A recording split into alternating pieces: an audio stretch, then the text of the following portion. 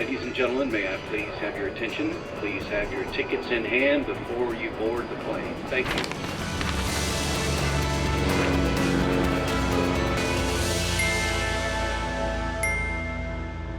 Hello and welcome. I'm Johan Castell and you're watching Wings. Today's show highlights the iconic tourist spots in Telangana as the state gears up to host Miss World 2025. Also on the show, how tourists are flocking to an elephant camp in Tamil Nadu. We also feature the festivals around the world. Let's start. This year, the Miss World 2025 pageant isn't just about glamour and global beauty, it's also a cultural showcase. Telangana, the youngest state of India, is hosting the prestigious event, transforming it into a celebration of heritage, spirituality, and tradition. Here's how.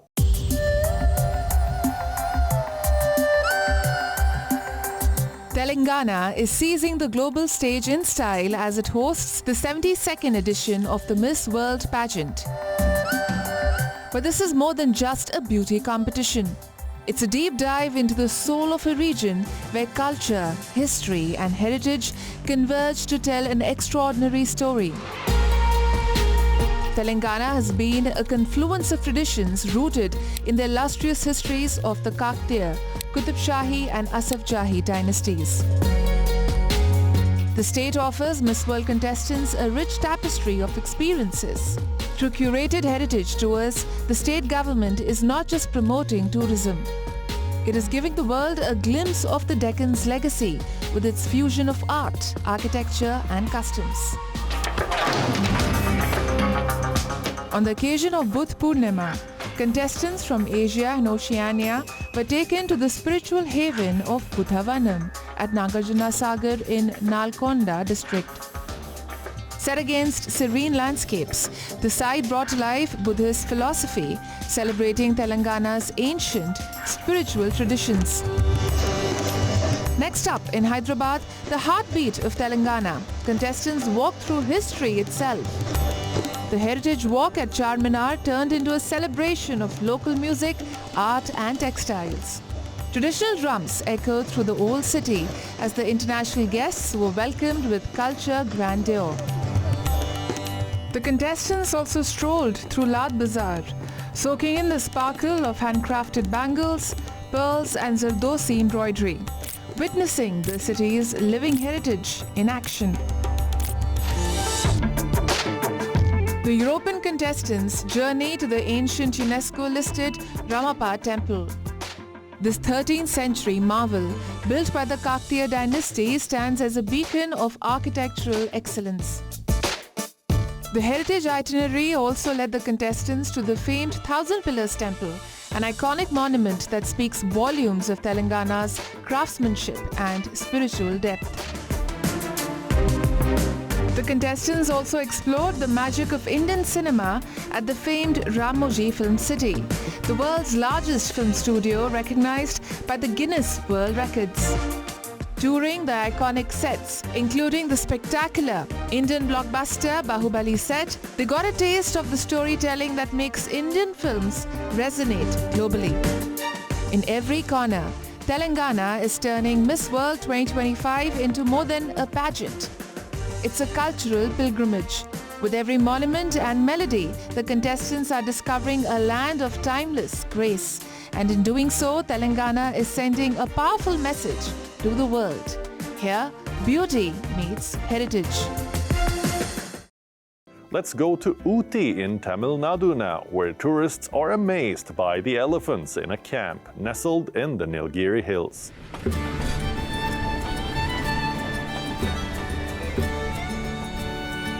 This is Uti, a renowned hill station in the Nilgiri Hills in southern India. It is known for its scenic beauty, pleasant climate, and lush greenery. And this cool destination has plenty in store for visitors. Tourists flock to the Teppakadu Elephant Camp in India's southern hill town of Uti this week, eager to catch a glimpse of one of the country's most beloved animal stars, Bommy. the orphaned baby elephant made famous by the Oscar-winning documentary, The Elephant Whisperers. Located in the heart of the Mudumalai National Park, the center has become a hotspot for wildlife lovers, drawing both local and international visitors interested in seeing the gentle giants up close. Bommy, rescued as a calf and lovingly raised by tribal caretakers Bomman and Belly, continues to charm visitors with her playful demeanor and calm interactions with her human companions. Tourists at the center watched with delight as caretakers fed and bathed the elephants, explaining their daily routines and the broader mission of the camp, to provide a safe haven for injured, orphaned, or displaced elephants. Many visitors expressed admiration not only for the majestic animals, but also for the caretakers' deep bond with them and the high standards of animal care maintained at the facility. Came to know about this place and came here. Excellent, very nice. Loved the entire atmosphere, and the elephant camp is very good, well kept elephants. They're really taking care of it.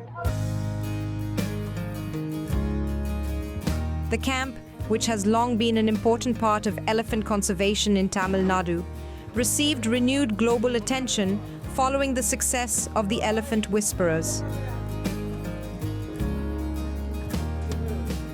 Visitors often say they feel a deeper emotional connection after learning about the real-life story of Bommy and the people who care for her. It's very nice over here, it's well maintained, and it is famous because of the elephant whisperers, and we saw that elephant too. It's very well kept and it's very well fed also, and it's very clean, it's very sanitized, and it's very nice. It's a nice experience. Beyond the joy of seeing elephants in a serene, forested environment, the center has helped raise awareness about conservation and the importance of protecting India's wild elephants.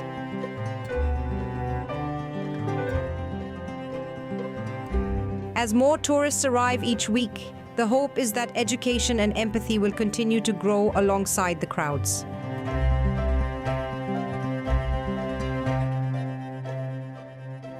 In a world increasingly moving indoors, one festival invites artists to head back to nature to draw inspiration. Welcome to the outdoor art festival scene in Australia, that is not just about painting landscapes, but also about becoming a part of them.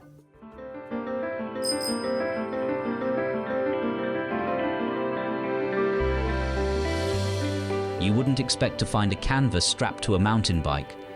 But for artist Sophie Baker, that's just a regular Tuesday. Once a scientist, now a full-time outdoor painter, Sophie has swapped labs for landscapes, trading research papers for brushstrokes in the bush. I don't have a studio. This is my studio. This is my new office. Basically, I pack my painting things onto my bike and I cycle out into the bush and I paint what I see. I paint in pouring rain. I paint in light, misty rain, but I'm also not afraid of painting in a heat wave. This raw, unfiltered interaction with nature is at the heart of Capital Plein Air, Canberra's first open-air painting festival, held in late April. Over 100 artists, some seasoned, some curious, gathered from across the country to capture the ever-changing moods of the Australian wilderness. I used to be a studio painter and you'd be stuck in there telling yourself how good you were, but when you get outside, you're actually amongst people and amongst nature, and it's forever changing.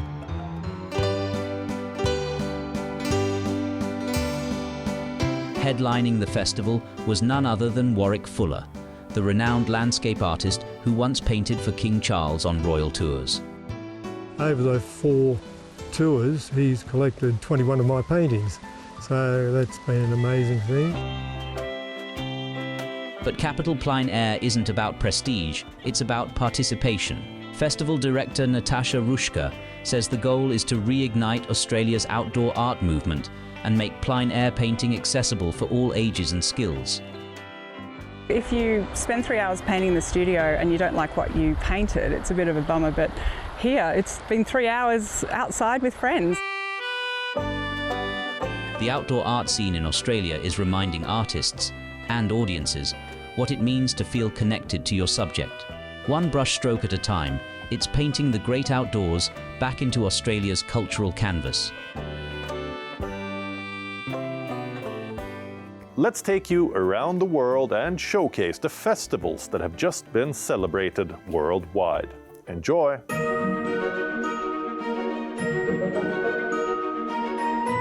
A China Tourism Day festival was held in Bangkok recently, bringing together officials, travel professionals, and visitors to boost tourism, marking 50 years of diplomatic ties.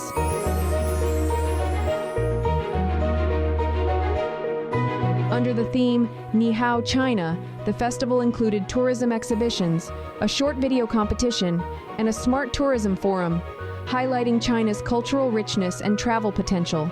Smart tourism companies from both countries also held a roundtable on digital cultural tourism trends. And the third I Want to Visit China short video competition was launched, encouraging Thai youth to connect through storytelling.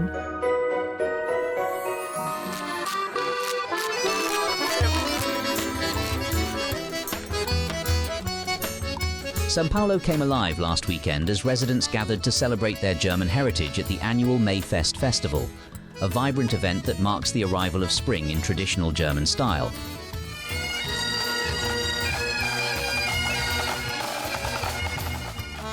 Held in one of the city's key cultural districts, Mayfest is a beloved tradition for Brazil's German descendant community and a colourful attraction for locals and tourists alike. The beer brings people together. The food also brings them together. Everyone comes here to enjoy it. Families, children, pets, the elderly. This place brings back a little of what we experienced in our childhood and upbringing. Though it's autumn in Brazil, Mayfest honors the spirit of spring in line with German customs, blending European tradition with South American flair. Stalls overflowed with hearty German fare, from bratwurst and sauerkraut to pretzels and apple strudel. Various craft beers, many brewed locally with German techniques, also added to the festive spirit. Mayfest is more than just a party, it's a celebration of heritage and community, a way to keep German traditions alive while embracing the diversity of Brazilian society.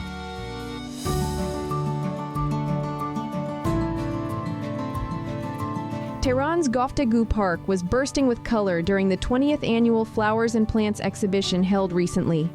It transformed the city into a floral wonderland with thousands of visitors, including gardening enthusiasts, families, and industry professionals, flocking to the park to explore a vivid display of blossoms, greenery, and rare plant varieties.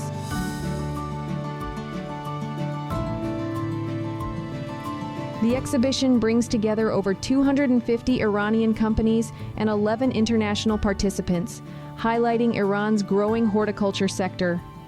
The show introduced new plant species and promoted sustainable gardening, from elegant orchids to desert succulents.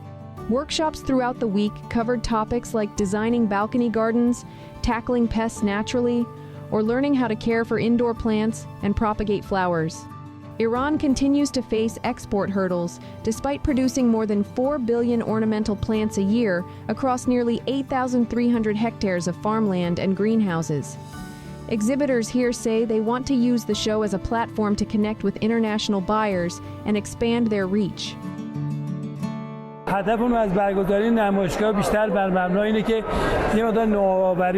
goal is to showcase our innovations and various species produced domestically for people to see, and we've been successful so far. We also aim to popularize using flowers and plants and make citizens familiar with them. We have around 8,000 plants here, and fewer than 1,000 are here.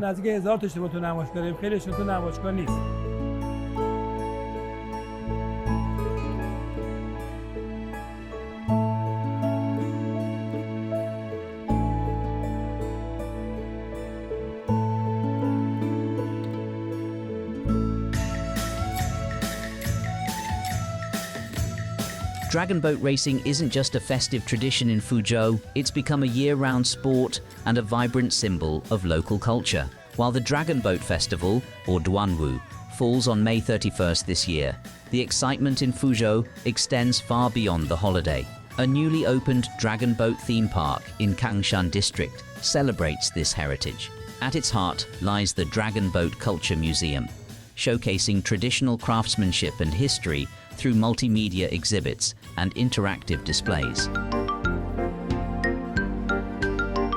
The nearby Puxia River, known as the Dragon Boat River, hosts weekly races and training sessions, drawing crowds and competitors alike. Fuzhou has also launched dragon boat-themed sightseeing cruises linking cultural landmarks with shopping hubs. In 2024 alone, over 380,000 people took to the city's rivers, turning this ancient tradition into a modern tourism and cultural innovation driver.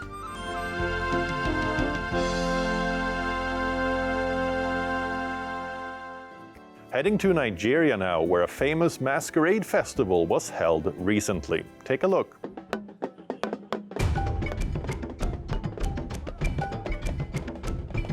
Drums echoed and vibrant costumes dazzled as Nigeria came alive with a two-day Masquerade Festival recently, bringing together performers and spectators from across West Asia in a vivid tribute to age-old traditions on the brink of fading.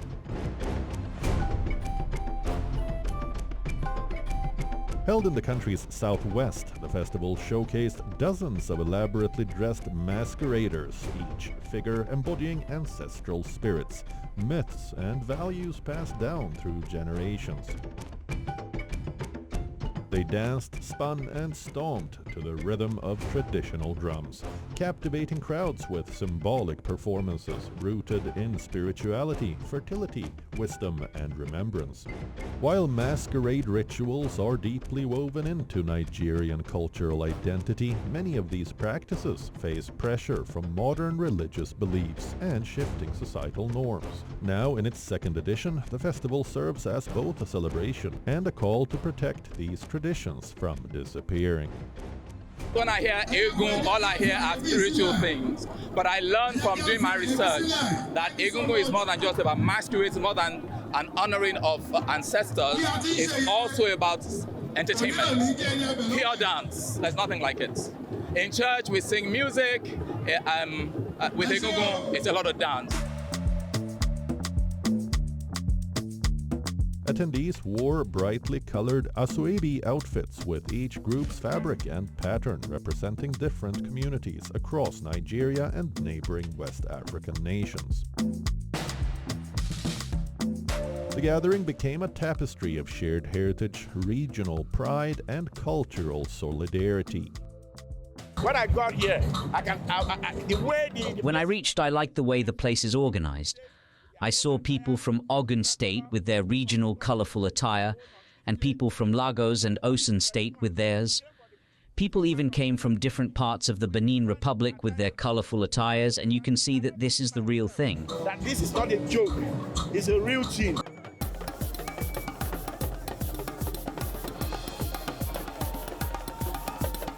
Organizers say their long-term goal is to establish the Masquerade Festival as a major annual event, preserving and revitalizing West Africa's diverse cultural legacy for the next generation. In years ahead, this program will continue to expand the scope of our culture with a view to driving revenue generation for our state and for Nigeria.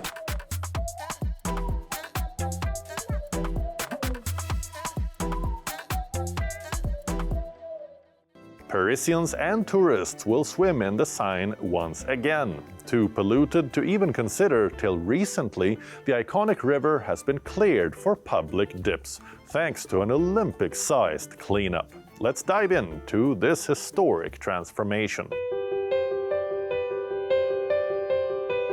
First imagined in 1988 by Jacques Chirac, then the mayor of Paris, the idea of swimming in the Seine was long seen as a far-fetched dream.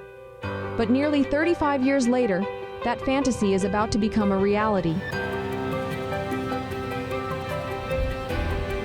Beginning 5th of July 2025, Parisians and tourists alike will be able to take a dip in the iconic river as 3 swimming areas open to the public. thanks to the extensive cleanup efforts accelerated by the Olympic Games.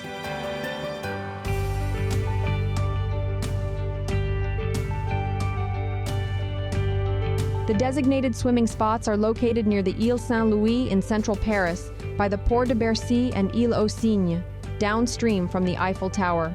The Seine swimming season will run till the end of August. Once thought impossible due to pollution, the project gained fresh momentum in recent years.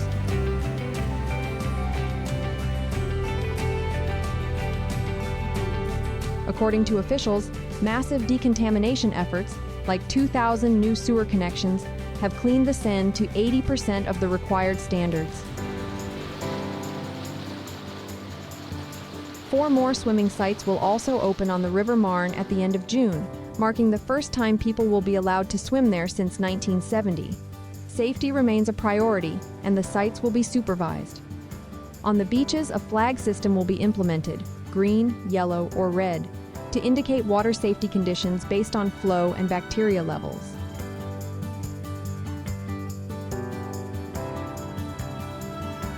$150 to 300 people will be allowed in each area at once. Meanwhile, officials are even more optimistic about water quality standards than last summer, making Seine fit for a summer splash. That's all we have for you on the show in this week's Wings episode. We return next weekend with more. Until then, it's me, Johan Castell, signing off. Goodbye.